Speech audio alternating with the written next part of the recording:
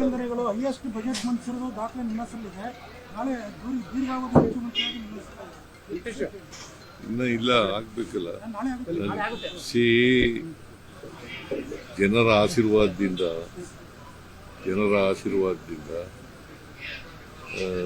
ನಾಳೆ ಆದರೆ ದೇವರಾಜ ಅರಸರವರು ಏನು ದೀರ್ಘಕಾಲ ಮುಖ್ಯಮಂತ್ರಿ ಆಗಿದ್ರು ಅದನ್ನ ಸರಿಗಟ್ಟತಕ್ಕಂಥ ಕೆಲಸ ಆಗ್ತದೆ.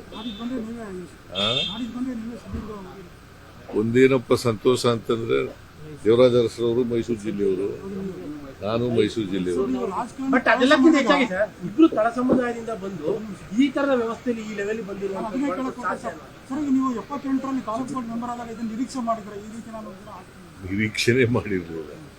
ನಾನು ಚೀಫ್ ಮಿನಿಸ್ಟರ್ ಆಗ್ತೀನಿ ಅಂತಲೂ ಇಲ್ಲ, ಮಿನಿಸ್ಟರ್ ಆಗ್ತೀನಿ ಅಂತೂ ನಿರೀಕ್ಷೆ ಮಾಡಿರಲಿಲ್ಲ. MLA ಆಗಬೇಕು ಅಂತ ಅನ್ಕೊಂಡಿದ್ದೆ ಒಂದ್ಸಾರಿ, ತಾಲೂಕು ಬೋರ್ಡ್ ಮೆಂಬರ್ ಆದಮೇಲೆ MLA ಆಗಬೇಕು ಅಂತ ಅನ್ಕೊಂಡಿದ್ದೆ. ಸೊ ಈಗ 8 ಚುನಾವಣೆಗಳು ಗೆದ್ದಿದ್ದೀನಿ. 8 ಚುನಾವಣೆಗಳಿಗೆ 2 ಪಾರ್ಲಿಮೆಂಟ್ ಸೋತಿದ್ದೀನಿ, 2 ಅಸೆಂಬ್ಲಿ ಸೋತಿದ್ದೀನಿ. ಸೊ 4 ಚುನಾವಣೆಗಳು, 12 ತಾಲೂಕು ಬೋರ್ಡು ಸೇರಿ 13 ಚುನಾವಣೆಗಳು ಗೆದ್ದಿದ್ದೀನಿ, 13 ಚುನಾವಣೆಗಳು ಮಾಡಿದ್ದೀನಿ. ಅದೇ ನೀವು ತಳ ಸಮುದಾಯದವರು, ದೇವರಾಜ ತಳ ಸಮುದಾಯದವರು, ಈ ವ್ಯವಸ್ಥೆಯಲ್ಲಿ ಈ ಲೆವೆಲ್ ಬಂದ್ರೆ ದೊಡ್ಡ ಸಾಧ್ಯ ಅಲ್ವಾ? ಅವರು ಸಾಮಾಜಿಕವಾಗಿ ಹಿಂದುಳಿದವರಲ್ಲ, ಸಾಮಾಜಿಕವಾಗಿ ಮುಂದುವರೆದವರು. ಯಾಕಂದ್ರೆ ಅರಸು ಇದೆಯಲ್ಲ, ರೂಲಿಂಗ್ ಕ್ಲಾಸ್, ಪಾಪ್ಯುಲೇಷನ್ ವೈಸ್ ಕಡಿಮೆ, ಪಾಪ್ಯುಲೇಷನ್ ವೈಸ್ ಬಹಳ ಕಡಿಮೆ ಇರ್ತಕ್ಕಂಥ ಪಾಪ್ಯುಲಾರಿಟಿ ಬಂದಿದ್ದಂಥ ಮುಖ್ಯಮಂತ್ರಿಗಳು. ಸೊ ಅವರು, ನನಗೂ ಅವ್ರಿಗೂ ಕಂಪ್ಯಾರಿಸನ್ ಇಲ್ಲ, no comparison between me and Devaraj. ಸನ್ನಿವೇಶ ಬಂತು, ನಾನು ದೀರ್ಘಕಾಲ ಮುಖ್ಯಮಂತ್ರಿ ಆಗಿದ್ದೀನಿ, ಜನರ ಆಶೀರ್ವಾದ ಇತ್ತು, ಜನರ ಆಶೀರ್ವಾದದಿಂದ ಇಲ್ಲಿವರೆಗೂ ಬಂದಿದ್ದೀನಿ. ನಿಮ್ಗಿದ್ದ ಸವಾಲುಗಳು ಅವ್ರಿಗಿರ್ಲಿಲ್ಲ, ನಿಮ್ಗಿದ್ದಂತ ಸವಾಲುಗಳು ನೀವು ಎದುರಿಸಿದಂತ ಪೊಲಿಟಿಕಲ್ ಸವಾಲುಗಳು, ರಾಜಕೀಯ ಸವಾಲುಗಳು ಅವೇನ? ನೋಡಪ್ಪ, ಆ ಕಾಲ ಬೇರೆ ರಾಜಕಾರಣ, ಈ ಕಾಲ ಬೇರೆ. ಒಂದೊಂದು ಕಾಲಕ್ಕೆ ಬೇರೆ ಬೇರೆ ಇರ್ತವೆ. ಅವತ್ತು ಈಗ ನಾನು 83ರಲ್ಲಿ ಎಲೆಕ್ಷನ್ ನಿಂತ್ಕೊಂಡಾಗ ಜನರೇ ದುಡ್ಡು ಕೊಟ್ಟರು, ಓಟು ಕೊಟ್ಟರು. ದೇವರಾಜ ಅರಸರವರು ಮುಖ್ಯಮಂತ್ರಿ ಆಗಿರುವಾಗ, ಅವರು ಎಲೆಕ್ಷನ್ ನಿಂತ್ಕೊಳ್ಳುವಾಗ ಜನ ದುಡ್ಡು ಕೊಟ್ಟು ಎಲೆಕ್ಷನ್ ಮಾಡ್ತಾ ಇದ್ರು. ಒಂದ್ಸಾರಿ ಇನಾನಿಮಸ್ ಆಗಿ ಗೆದ್ದಿದ್ರು 62ರಲ್ಲಿ. ಸೊ ಆ ಕಾಲ ಬೇರೆ, ಈ ಕಾಲ ಬೇರೆ, ಬದಲಾವಣೆ ಆಗ್ತಾ ಇರ್ತವೆ. ಈ ಅವಧಿ ಕಂಪ್ಲೀಟ್ ಮಾಡ್ಬಿಟ್ರೆ ನೀವು ಆಲ್ ಟೈಮ್ ರೆಕಾರ್ಡ್ ಯಾರು ಬ್ರೇಕ್ ಮಾಡಕ್ ಸಾಧ್ಯನೇ ಇಲ್ಲ. ಮತ್ತೇನಿಲ್ಲ, ರೆಕಾರ್ಡ್ಗಳು ಯಾವಾಗಲೂ ಬ್ರೇಕ್ ಮಾಡದೆ ಇರೋದು. ಈಗ ಇವರು ಯಾರು, ಕ್ರಿಕೆಟರ್ ಯಾರು, ಅವರು ಸಚಿನ್ ತೆಂಡೂಲ್ಕರ್, ಆ ರೂಟ್ ಈಗ ಮಾಡ್ಲಿಲ್ವಾ? ವಿರಾಟ್ ಕೊಹ್ಲಿ ಕಾಣ್ತಾ ಇಲ್ವಲ್ಲ, ವಿರಾಟ್ ಕೊಹ್ಲಿ ಇಲ್ವಲ್ಲ. ಅದರಿಂದ ಯಾವುದು ಇನ್ನೊಬ್ರು ಬರದೇ ಇಲ್ಲ ಅಂತ ನಾನು ಹೇಳಕ್ ಹೋಗಲ್ಲ. ಬರಬಹುದು, ನಮ್ಮ ರೆಕಾರ್ಡನ್ನು ಬ್ರೇಕ್ ಮಾಡ್ತಕ್ಕಂಥವ್ರು ಬರಬಹುದು, ಅಥವಾ ನನಗಿಂತ ಜಾಸ್ತಿ ಬಜೆಟ್ ಮಂಡಿಸೋರು ಬರಬಹುದು. ಹಣಕಾಸಿನ ಮಂತ್ರಿ ಸಿದ್ಧತೆಗಳು ಮಾಡ್ತಾ ಇದ್ದೀವಿ.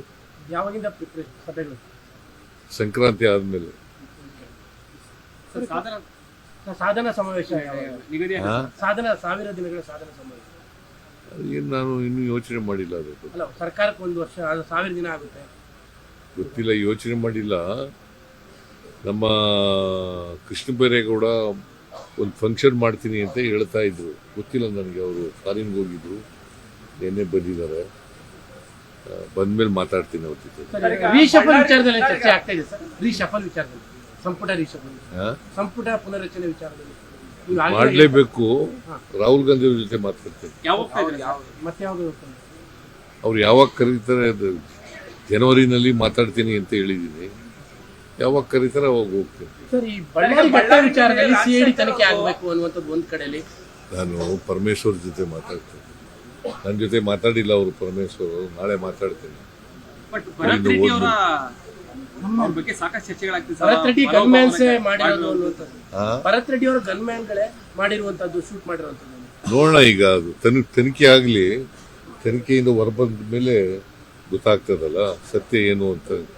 ಎರಡೆರಡು ಬಾರಿ ಪೋಸ್ಟ್ ಮಾರ್ಟಮ್ ಆಗಿದೆ, ಏನಕ್ಕೆ ಅನ್ನೋ ಪ್ರಶ್ನೆ ಶುರುವಾಗಿದೆ ಸರ್. ಹಾ, ರಾಜಶೇಖರ್ ಅವ್ರದ್ದು ಎರಡೆರಡು ಬಾರಿ ಪೋಸ್ಟ್ ಮಾರ್ಟಮ್ ಮಾಡಿದ್ದಾರೆ, ಏನಕ್ಕೆ ಅಂತ ಪ್ರಶ್ನೆ ಎತ್ತಿದ್ದಾರೆ ಸರ್. ಈಗ ಗೊತ್ತಿಲ್ಲ ನನಗೆ, ಪೊಲೀಸ್ನವರು ಮಾಡ್ತಾ ಇದ್ದಾರೆ, ಅದು ನನಗೆ ಗೊತ್ತಿಲ್ಲ.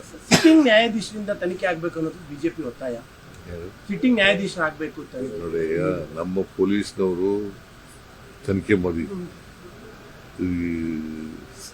ಅವ್ರಿಗೆ ಇನ್ವೆಸ್ಟಿಗೇಷನ್ ಮಾಡ್ತಾ ಇದ್ದಾರೆ. ಇನ್ವೆಸ್ಟಿಗೇಷನ್ ಮಾಡಿ ಗೊತ್ತಾಗ್ಲಿ ಸತ್ಯ ಏನು ಅಂತ ಗೊತ್ತಾಗ್ಲಿ, ಅದಾದ್ಮೇಲೆ ಮಾತಾಡ್ತೀನಿ. ಸರ್ ಒಂದು ಕ್ವಶನ್ ಸರ್, ಕೇಂದ್ರ ಸರ್ಕಾರ GST ಕಡಿಮೆ ಮಾಡುತ್ತೆ, ಇನ್ನೊಂದ್ ಕಡೆ ಹೊರಗೆ ಹೆಸರು ಚೇಂಜ್ ಮಾಡುತ್ತೆ, ಇದನ್ನೆಲ್ಲ ರಾಜ್ಯ ಸರ್ಕಾರ ಒಕ್ಕೂಟ ರಾಜ್ಯ ಸರ್ಕಾರಕ್ಕೆ ದೊಡ್ಡ ಅನ್ಯಾಯ ಆಗ್ತಾ ಇದೆ, ಕೇಂದ್ರದಿಂದ ದೊಡ್ಡ ಅನ್ಯಾಯ ಆಗ್ತಾ ಇದೆ. GST ಇಂದ ಸುಮಾರು 12ರಿಂದ 15 ಸಾವಿರ ಕೋಟಿ ಒಂದು ವರ್ಷಕ್ಕೆ ನಷ್ಟ ಆಗ್ತದೆ ರಾಜ್ಯಕ್ಕೆ.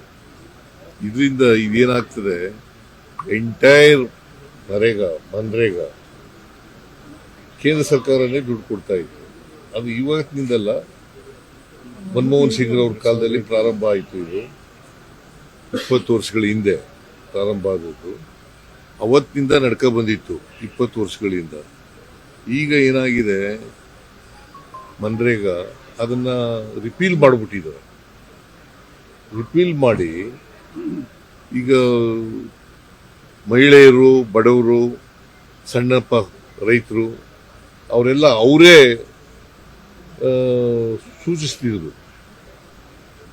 ಕೆಲಸ ಡಿಮ್ಯಾಂಡ್ ಇತ್ತು, ಈಗ ಡಿಮ್ಯಾಂಡ್ ಹೋಗ್ಬಿಟ್ಟದೆ. 100 ದಿನ ಅವ್ರ ಕೆಲಸ ಬೇಕು ಅಂತಂದ್ರೆ ಕೊಡಬೇಕಾಗಿತ್ತು. ಮತ್ತೆ ಇದು ಮೂಲಭೂತವಾದಂಥ ಹಕ್ಕು. ಈ ಮೂಲಭೂತ ಹಕ್ಕನ್ನ ಕಿತ್ಕೊಳ್ತಕ್ಕಂಥ ಕೆಲಸ ಮಾಡಿದ್ದಾರೆ ಕೇಂದ್ರ ಸರ್ಕಾರ, ಕಿತ್ಕೊಂಡಿದೆ. ಈಗ ಫೆಡರಲ್ ಸಿಸ್ಟಮ್ ಅಲ್ಲಿ ಈ ರೀತಿ ಮಾಡ್ತಕ್ಕಂಥದ್ದು ತಪ್ಪಲ್ಲ. It is totally wrong, it is unconstitutional, totally wrong. ಇದರಿಂದ ಏನಾಗಿದೆ, ರಾಜ್ಯಕ್ಕೆ ಎಷ್ಟು ದೊಡ್ಡ ನಷ್ಟ ಆಗುತ್ತದೆ ಅಂತಂದ್ರೆ, ಇನ್ನು ಮುಂದೆ ಈಗ ಮಾಡಿರ್ತಕ್ಕಂಥ ಎಂಥದ್ದು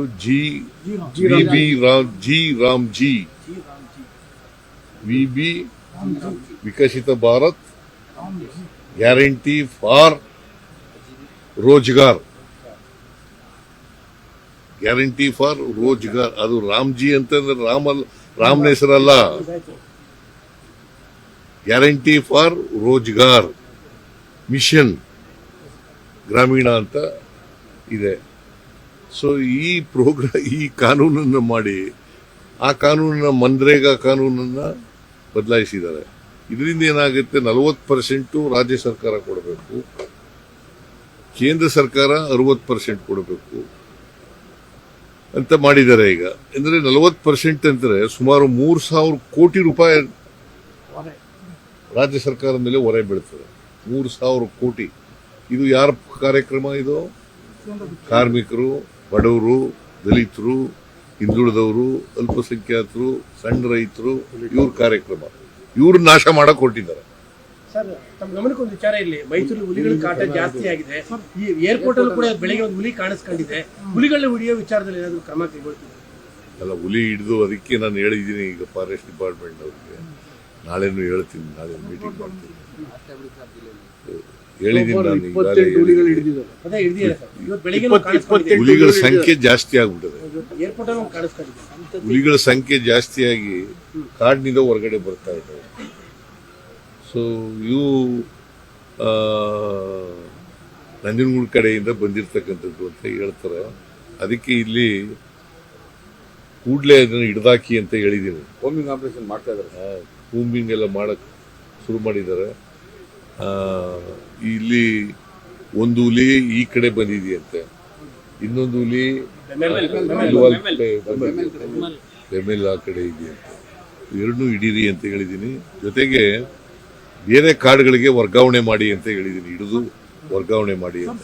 ಸರ್, ಅರಮನೆ ಮುಂದೆ ಬಲೂನ್ ಬ್ಲಾಸ್ಟ್ ಆಯ್ತಲ್ಲ, ಅಲ್ಲಿ ಇಬ್ರು ಅಮಾಯಕ ಲೇಡೀಸ್ ಸತ್ತಿದ್ದಾರೆ. ಅವರಿಗೆ ಸರ್ಕಾರ ಪರಿಹಾರ ಕೊಡ್ತೀವಿ. ಕೊಡ್ತೀವಿ, 5 ಲಕ್ಷ ಕೊಡ್ತೀವಿ ಪರಿಹಾರ. ಸರ್ ತಮಗೆ ಹೊಸ ವರ್ಷ ಶುಭಾಶಯಗಳು. ನಿಮ್ಗೂ ಎಲ್ರಿಗೂ ಕೂಡ ಇರ್ಲಿಲ್ಲ. ಹೊಸ ವರ್ಷದ ಶುಭಾಶಯಗಳು. ಮೈಸೂರಿನ ಆಲ್ ದಿ ಬೆಸ್ಟ್ ಎಲ್ಲ for budget. Thank you. All the best for budget. Thank you.